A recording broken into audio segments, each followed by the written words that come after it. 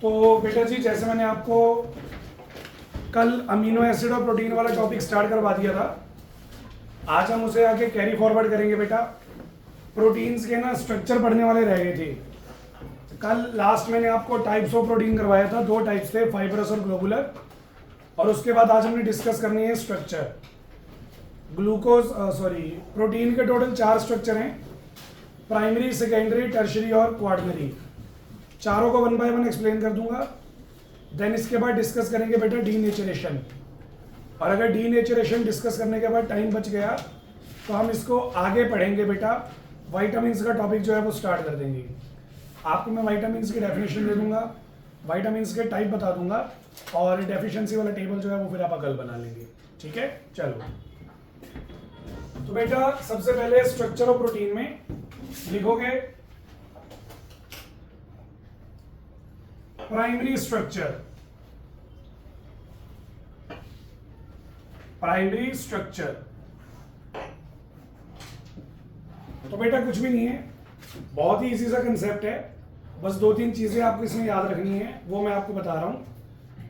Protein का हमने structure बनाना है। प्रोटीन के पास टोटल 4 टाइप के स्ट्रक्चर होते हैं बेटा, प्राइमरी, सेकेंडरी, टर्शरी और क्वार्टनरी। जो प्रोटीन का प्राइमरी स्ट्रक्चर है ये एक सिंपल पॉलीपेप्टाइड चेन को रिप्रेजेंट करेगा।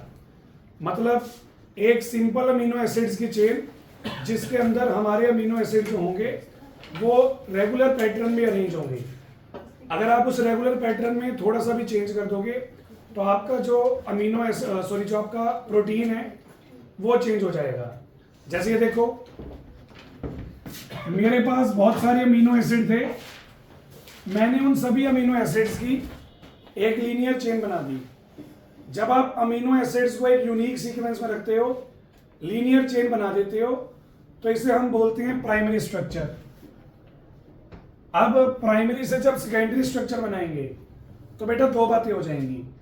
एक्चुअल में क्या होता है, प्राइमरी स्ट्रक्चर के अंदर जो ग्रुप्स प्रेजेंट हैं वो ग्रुप्स एक दूसरे के साथ अट्रैक्शन शो करना शुरू करते हैं। अब हो सकता है वो अट्रैक्शन एक सेम चेन के अंदर हो, या हो सकता है वो अट्रैक्शन मल्टीपल चेन्स के अंदर हो। अगर इनके ग्रुप्स आपस में अट्रैक्शन शो करेंगे तो ये स्ट्रक्चर लीनियर से बन जाएगा ऐसे कॉइल्ड। और अगर इसके ग्रुप दूसरी चेन के साथ अट्रैक्शन शो करेंगे तो वो ऐसे शीट वाला स्ट्रक्चर बन जाएगा बेटा। ऐसे बहुत सारी चेन्स आके इकट्ठी हो जाएंगी। तो ये जो मैंने स्ट्रक्चर बनाया, ये स्ट्रक्चर है बेटा सेकेंडरी स्ट्रक्चर। सेकेंडरी स्ट्रक्चर में क्या होता है, या तो हमारे मॉलिक्यूल की जो स्ट्रेट चेन है वो कॉइल होने लगती है, या दूसरी चेन्स के साथ बॉन्ड बनाने लगती है। अब ये जो कॉइल है, अगर ये कॉइल और ज्यादा इंक्रीज हो जाएंगे, जैसे ये कॉइल्स बढ़ा दिए बेटा मैंने, अगर आप कॉइल्स को और ज्यादा इंक्रीज कर दोगे तो ये बन जाएगा टर्शरी स्ट्रक्चर। समझ गए? और जब मैं ऐसी कुछ चेन्स कंसीडर करूंगा और उनको आपस में कंबाइन कर दूंगा बेटा, मतलब कुछ पॉलीपेप्टाइड चेन्स को मैंने कंबाइन कर दिया, तो ये बन जाता है क्वार्टनरी स्ट्रक्चर। तो ऐसे हमने 4 स्ट्रक्चर बनानी है बेटा। इनकी तो हमने थ्योरी पढ़नी है, प्राइमरी की, टर्शरी की, क्वार्टनरी की। सेकेंडरी के 2 स्ट्रक्चर होते हैं, ये दोनों स्ट्रक्चर हमें बना के दिखाने हैं बेटा। ठीक है, कल जो मैंने आपको करवाया था ना फाइब्रस प्रोटीन और ग्लोबुलर प्रोटीन, वो भी आपका टर्शरी स्ट्रक्चर की ही देन है। टर्शरी स्ट्रक्चर से ही बनते हैं फाइब्रस और ग्लोबुलर। समझ गए? और क्वार्टनरी में तो काफ़ी कॉम्प्लेक्स होते हैं, जैसे हीमोग्लोबिन, मायोग्लोबिन, इस तरीके से, जो काफ़ी कॉम्प्लेक्स प्रोटीन्स है बेटा। तो यही सारी चीज़ें हैं, वर्डिंग में लिखवा रहा हूँ। स्टार्ट करेंगे बेटा प्राइमरी स्ट्रक्चर से। तो आप लिखोगे primary structure of protein represents the sequence of amino acids arranged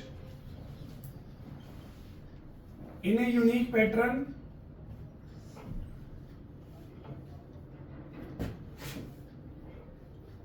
to constitute a protein. any change in the sequence will produce a new protein. तो बेटा प्राइमरी स्ट्रक्चर जो होता है वो जस्ट अमीनो एसिड्स का सीक्वेंस आपको show करेगा कि किस सीक्वेंस में वो अरेंज है। अगर आप उससे भी हल्का सा भी चेंज कर दोगे तो नया प्रोटीन बन जाएगा। मैं ये नहीं बोल रहा कि नया प्रोटीन हमारे लिए यूजफुल होगा, हो सकता है यूजफुल हो सकता है वो वेस्ट हो जाए, बट नया बन जाएगा, पुराने वाली एक्टिविटी लूज कर जाएगा। ठीक है, नेक्स्ट है हमारे पास secondary structure.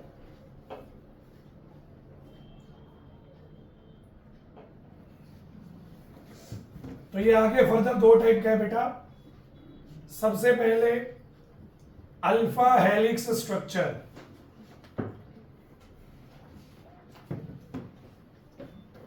The amide groups present in the polypeptide chain show interactions such that they form intramolecular hydrogen bonds. बेटा इंट्रामोलिक्यूलर खुद के साथ, they form intramolecular hydrogen bonds with other amide groups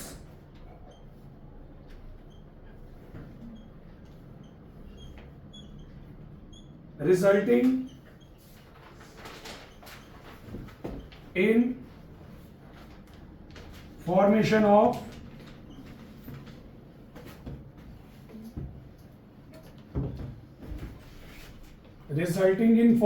of right-handed helical structure।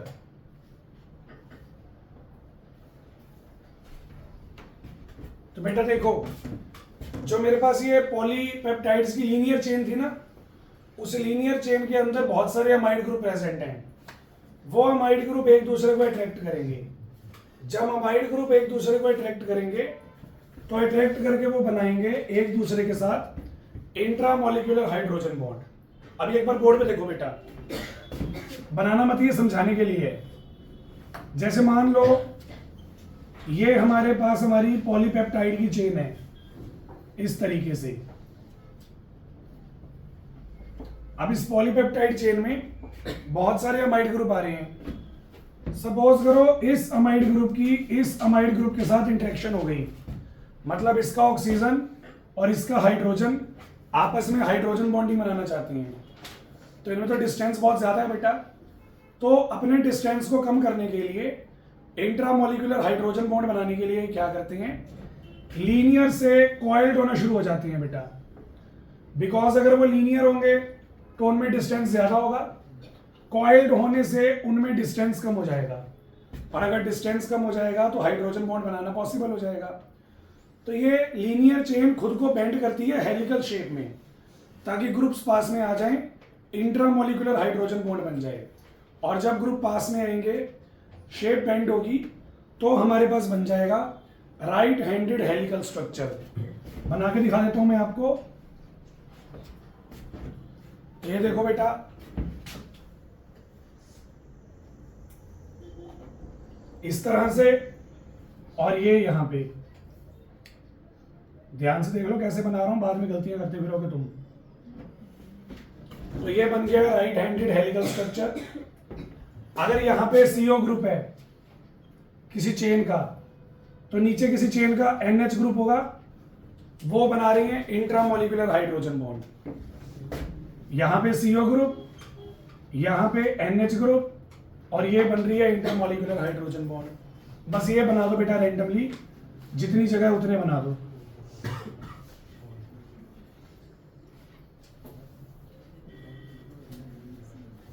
तो ये होता है बेटा coiled structure. कुछ बच्चे अभी भी मुंह देख रहे हैं, दोबारा देख लो। आपने सबसे पहले ऐसे 3 बनाना है बेटा। अब इसी को फॉलो करो दोबारा।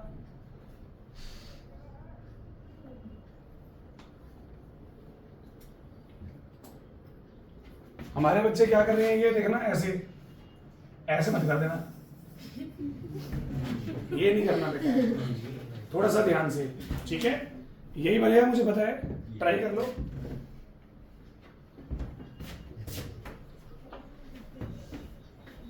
तो ये है बेटा हमारा अल्फा हेलिक्स स्ट्रक्चर।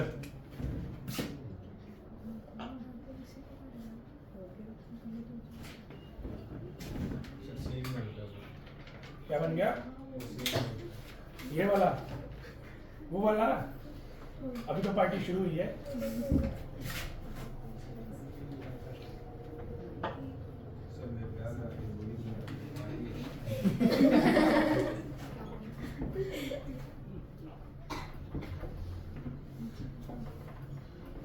बेटा गधा तो मैंने कोई भी नहीं बुलाया था। क्या सर? गधा तो मैंने कोई भी नहीं बुलाया, तुझे कैसे बुला लेता?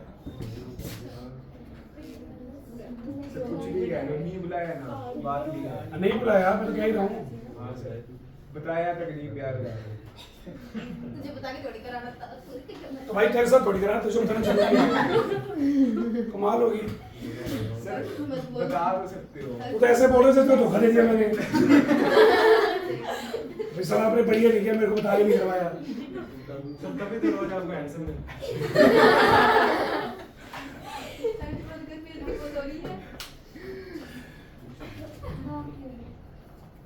सर, ये कैसे मान दूंगा?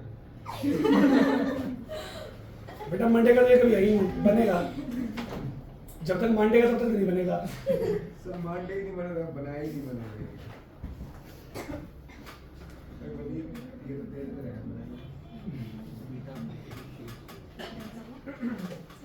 अभी तो बेटा अभी 1-2 दिनों में ना, आने वाले 2-3 दिनों में डीएनए का स्ट्रक्चर बनाना है अपने को।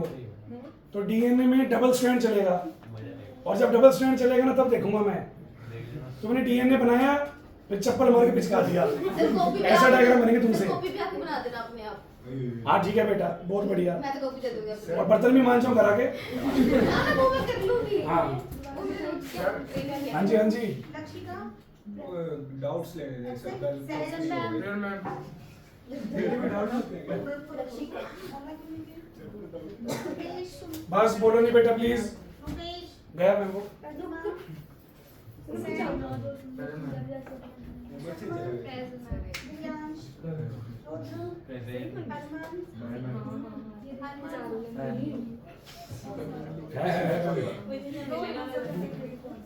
लक्षिता, रुपेश, बेटा प्लीज बोलो नहीं, बोलो नहीं। प्रियांशी, प्रतीक, यस मैम। गौरव, ये तुम कौन सा बैच लगा रहे हो? ये वाला? अब तू कौन सा बैच लगा रहा है? सर समझ नहीं सर आता। फीस पूरी कर रहे हैं, 2 रुपए दो लगाएंगे। बेटा फीस पूरी तब होती है जब दोनों बैचों में आके पढ़ें। बैच लगाने से कुछ नहीं हो रहा है। ओए, हर्ष। सर बढ़िया है, तो रहते हैं। चलो सुनो एक बार भाई। सर बता तो दो। क्या बताऊं? कल तो फ्री होगी। कल का फ्री होऊंगा। डाउट लेने कल बता दूंगा। कल बता दूंगा। मैसेज कर दो। टाइम टेबल देखना पड़ेगा ना। मैसेज तो सीन ही कर दो 2 दिन। तो बेटा ध्यान दो इसमें, एक बार ध्यान दो। हमने अल्फा हेलिक्स स्ट्रक्चर बना लिया। अब अल्फा हेलिक्स स्ट्रक्चर बनाने के बाद बीटा प्लेटेड स्टेट स्ट्रक्चर। तो इसमें प्लेटेड शीट स्ट्रक्चर में क्या करना है देखो। जो मेरे पास पॉलीपेप्टाइड की लीनियर चेन थी, मेरे पास ना पॉलीपेप्टाइड्स की ऐसी मल्टीपल लीनियर चेन आ जाएंगी बेटा। पॉलीपेप्टाइड्स की ऐसी मल्टीपल लीनियर चेन आ जाएंगी। एक चेन का CO ग्रुप दूसरे चेन के NH ग्रुप के साथ हाइड्रोजन बॉन्ड बनाएगा। अब उसमें और इसमें क्या फर्क है? इसमें सिंगल चेन थी, एक ही चेन का CO, उसी चेन का NH, इंट्रामोलिकुलर। यहां पे 2 अलग अलग चेन्स हैं बेटा। उन दोनों अलग अलग चेन्स की हाइड्रोजन बॉन्डिंग होगी तो वो हो जाएगी इंटरमोलिकुलर। तो जब हम मल्टीपल चेन्स को आपस में कंबाइन करते हैं तो वहां पे एक शीट वाला स्ट्रक्चर बन जाता है जिसे हम क्या बोलते हैं, बीटा प्लेटेड शीट स्ट्रक्चर। तो आप लिखोगे in this type of secondary structure the polypeptide chains are stretched to maximum and then laid side by side and form intermolecular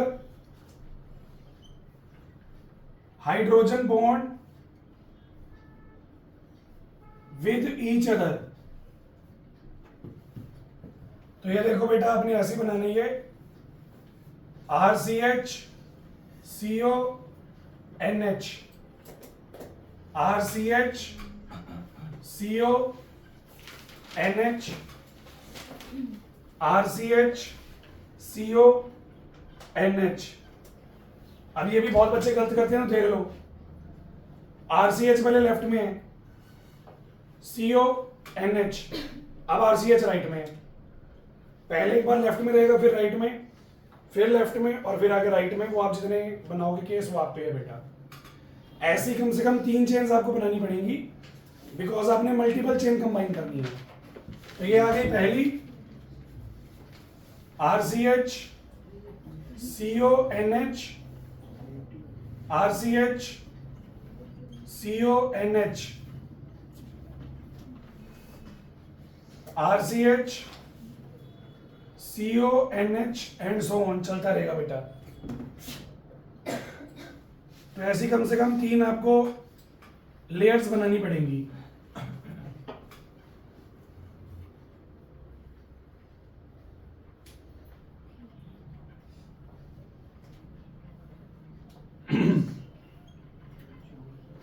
तो बेटा जी एक बार बोर्ड पे देखो, एक चेन का ऑक्सीजन और दूसरे चेन का हाइड्रोजन, इस तरह से बनेगी हाइड्रोजन बॉन्डिंग।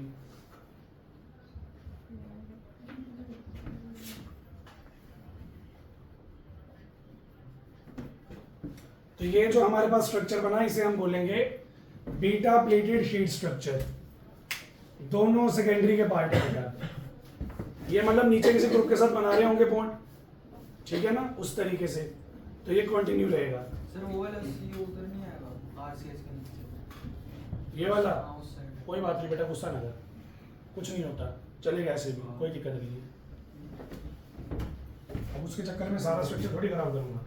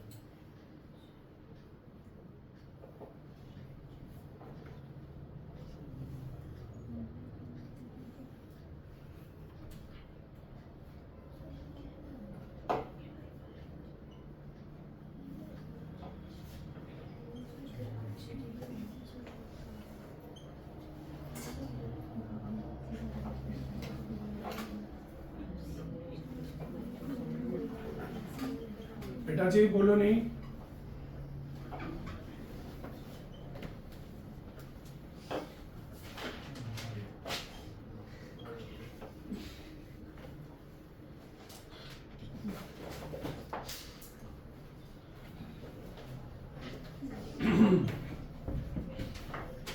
सर आपने गलत बनाया, हमने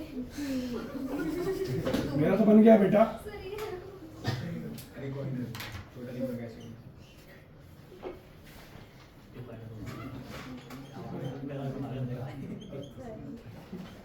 बेटा प्लीज बोलो नहीं।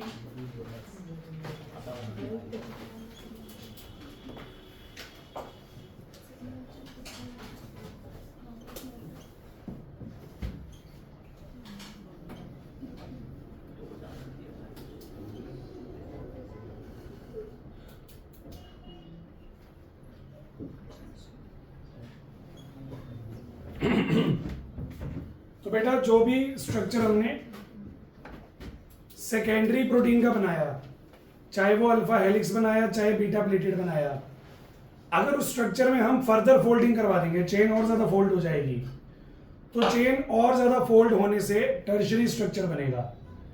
अब ये जो टर्शियरी स्ट्रक्चर बनता है उसी से हमारे फाइबरस और ग्लोबुलर प्रोटीन बनते हैं बेटा। तो ये पेपर में आ जाता होता है एमसीक्यू, फाइबरस और ग्लोबुलर प्रोटीन का स्ट्रक्चर कौन सा होता है? कौन सा होता है बेटा?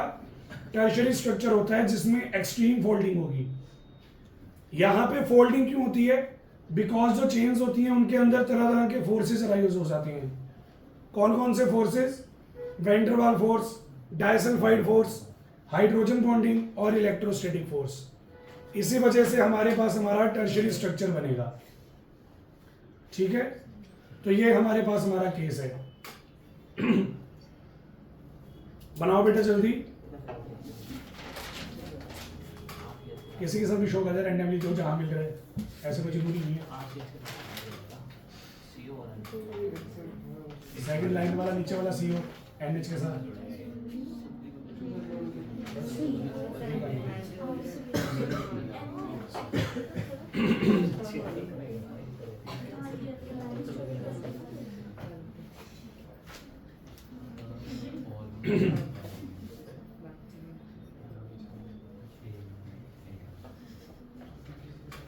बनाओ बेटा जल्दी बनाओ, मैंने टॉपिक पूरा करवाना है।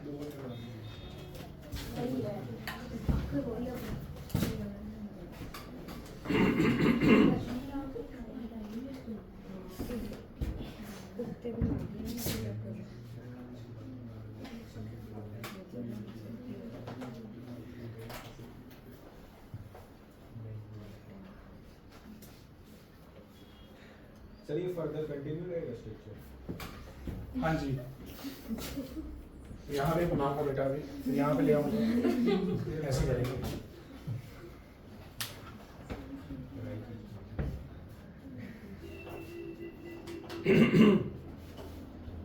तो बेटा जी टर्शियरी स्ट्रक्चर के बाद कौन सा स्ट्रक्चर बनेगा?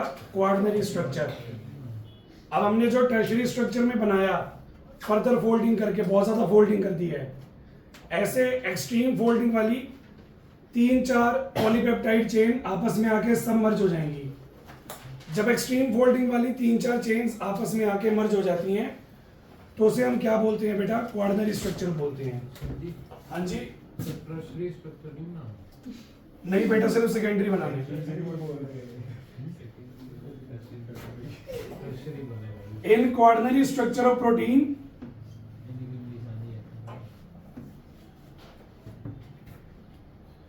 two or more extremely folded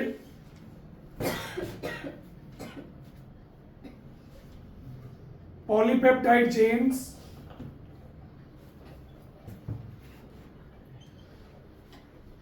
are merged together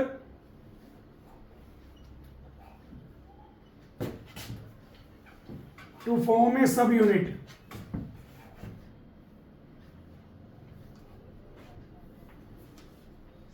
This complex subunit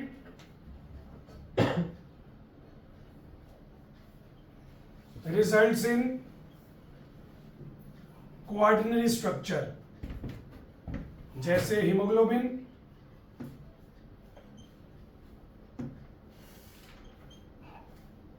और मायोग्लोबिन।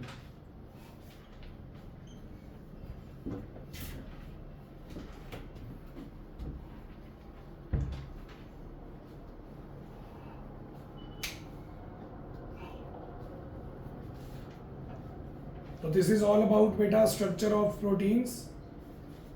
प्रोटीन्स का टॉपिक यहाँ पे लगभग फिनिश है। एक लास्ट टॉपिक रह गया हमारा डीनेचरेशन का, वो भी कर रहे हैं बेटा, प्रोटीन्स कंप्लीट करेंगे।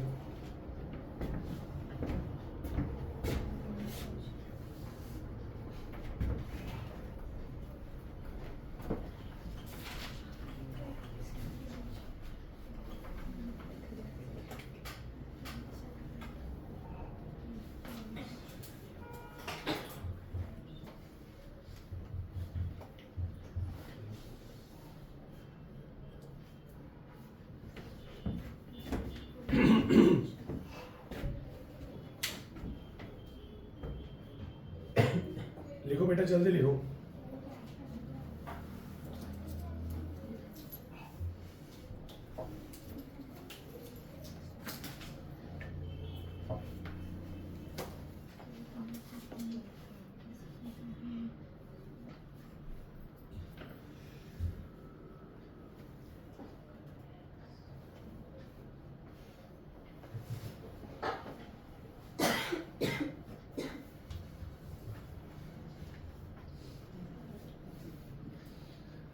पानी पिया।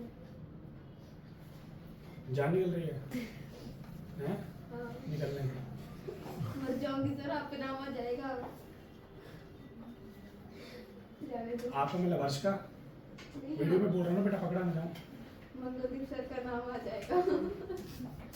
नहीं सर, मेरा नाम क्यों आएगा? तब पूछ लो सर। जैसे यार जवाब दिया। पर्सनल दुश्मनी है मेरी। सर को लाइन में मार। सर को एकदम क्या? लाइन में तो मार। ओए ओए, 1 तारीख को तो खत्म, चुप हो जा। 1 तारीख हो गया। 15 तारीख को पता लगेगा डर क्या होता है। मैं उधर आज ही लग रहा है, परसों पेपर है। इसलिए कल डाउट लेने क्या? फिर मैं पानी पिया तो तेरा आपसे बात अपनी करने का मौका तो controversy- बेटा नेक्स्ट कर रहे हैं डीनेचरेशन ऑफ प्रोटीन, पढ़ा रहा हूँ, बैठ। तो बेटा देखो, जितने भी प्रोटीन्स हम बनाते हैं ना, हर एक प्रोटीन की अपनी कोई यूनिक एक्टिविटी होती है, ठीक है ना? कोई ना कोई उसने फंक्शन परफॉर्म करने हैं, कोई ना कोई एक्टिविटी दिखानी है। अगर प्रोटीन के नेचर में चेंज आ जाएगा, प्रोटीन के अमीनो एसिड्स के सीक्वेंस में कोई चेंज आ जाएगा, तो कई बार ऐसा होता है कि प्रोटीन अपनी बायोलॉजिकल एक्टिविटी लूज कर देता है। मतलब जिस काम के लिए हमने उसे बनाया था वो फंक्शन प्रोटीन शो नहीं कर रहा, समझ गए? तो अगर हमें ऐसा कभी मिला कि प्रोटीन ने अपनी बायोलॉजिकल एक्टिविटी जो है वो शो करनी बंद कर दी है, बायोलॉजिकल एक्टिविटी लूज कर दी है, तो उसे हम क्या बोलते हैं बेटा? डीनेचरेशन बोलते हैं। मतलब प्रोटीन की एक्टिविटी में किसी तरह का कोई भी चेंज आना या एक्टिविटी का बंद हो जाना, दोनों चीजों को हम किस में कंसीडर करते हैं? डीनेचरेशन में कंसीडर करते हैं। अब बेटा ध्यान से सुनो, प्रोटीन अपनी बायोलॉजिकल एक्टिविटी कैसे लूज करेगा? अगर हमने प्रोटीन का स्ट्रक्चर चेंज कर दिया, आपको मैंने बताया था बहुत सारी कॉइलिंग हो गई है बेटा, हमारा स्ट्रक्चर बहुत बार फोल्ड हो गया है। तो अगर मैं किसी तरीके से प्रोटीन की चेन की जो फोल्डिंग है वो फोल्डिंग डिक्रीज कर दूंगा, कम कर दूंगा, तो प्रोटीन का नेचर चेंज होना शुरू हो जाएगा बेटा। आपको बोला जाता है ना प्रोटीन खराब हो गया, खराब हो गया। प्रोटीन कैसे खराब होता है वो मैं आपको बता रहा हूं। आप कोई भी एक प्रोटीन बनाते हो, उसकी लीनियर चेन है। जब आप सेकेंडरी, टर्शियरी, क्वार्टनरी स्ट्रक्चर बनाते हो तो ये चेन जो होती है काफी ज्यादा कॉइल हो जाती है और कॉम्प्लेक्स स्ट्रक्चर हो जाता है बेटा। अगर मैं इस चेन के कॉइल कम कर दूं, जितने कॉइल्स पहले थे उससे कम कॉइल्स हो गए, तो हमारा जो प्रोटीन है वो डीनेचर्ड होना शुरू हो जाएगा। अब क्वेश्चन ये है, हम हमारे प्रोटीन के कॉइल कैसे चेंज कर सकते हैं? हम इसके कॉइल चेंज कर सकते हैं बाय चेंजिंग फिजिकल कंडीशन और केमिकल कंडीशंस। फिजिकल कंडीशंस में मैं टेम्परेचर चेंज करूंगा। टेम्परेचर चेंज करने से हमारे प्रोटीन के कॉइल कम ज़्यादा हो सकते हैं। और दूसरा मैं पीएच चेंज करूंगा, जो न्यूट्रल पीएच है उसे एसिडिक बनाने का ट्राई करूंगा या बेसिक बनाने का ट्राई करूंगा, जिससे कॉइल्स कम हो जाएंगे।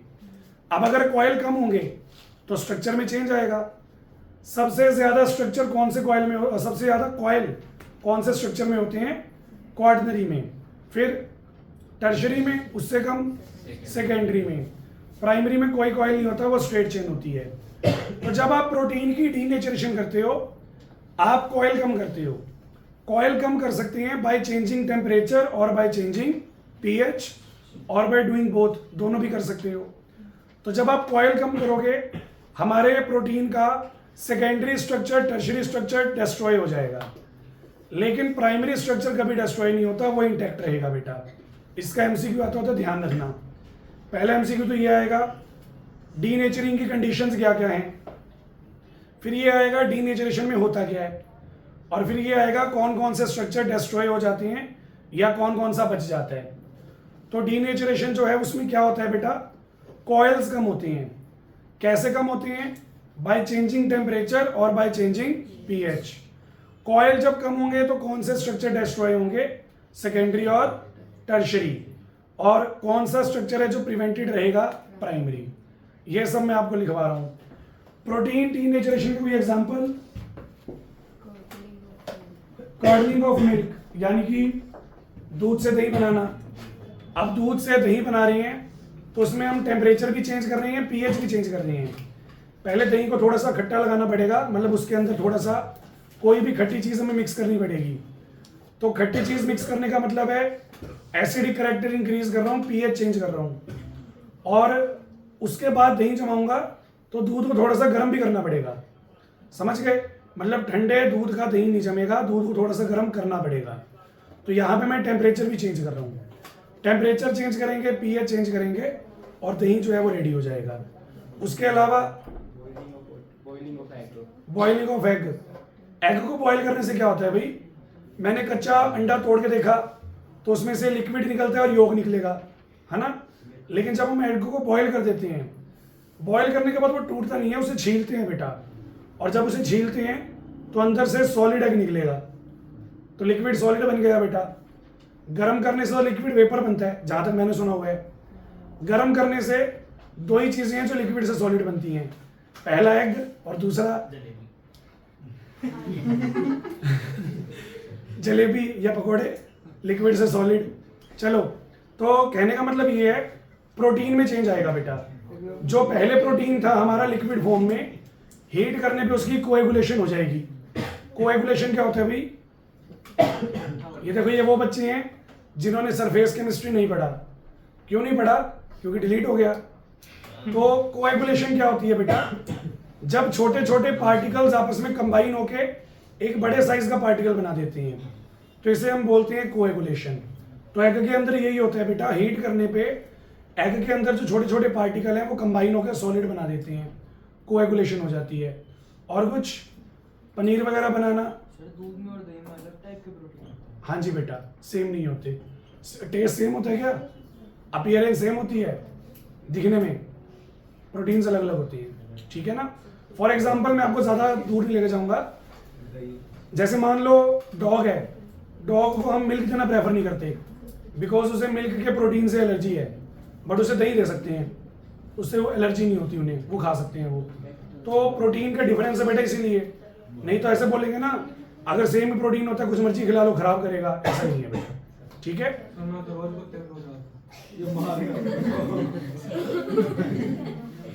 क्लास की बात कर रहे हैं, बाहर की? तो लिखोगे when a protein present in its native form is subjected to change in temperature or change in pH, then coils present in polypeptide chain of proteins are uncoiled. This results in change in nature of protein,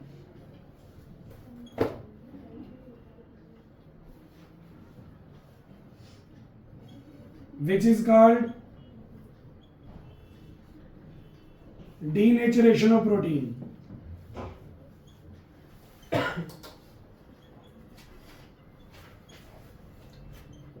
During denaturation, secondary or tertiary structure of protein is destroyed, whereas primary structure remains intact. अब इसका example वही बेटा जो आपने बताए, curdling of milk, boiling of egg जिससे coagulation होती है,